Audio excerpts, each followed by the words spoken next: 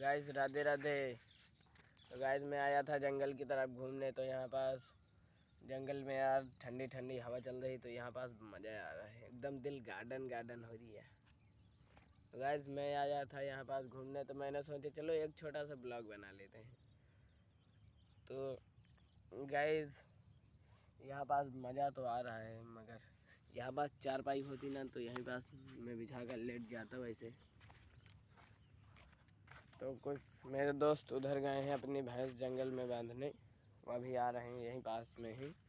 तो उनके साथ यार मैं फिर घर जाऊंगा, ताकि ताल्लुक उनका वेट करता हूँ। जब तक वो आते हैं उनका वेट करता हूँ। चलो देखते हैं वो कहाँ हैं। फाइनली गाइस मैं उनके पास आ चुका हूँ, जो साले ये घूम रहे हैं। ये मेरा एक छोटा दोस्त है ना। हाय बोल दो एक बार। हाय गाड़िया मरा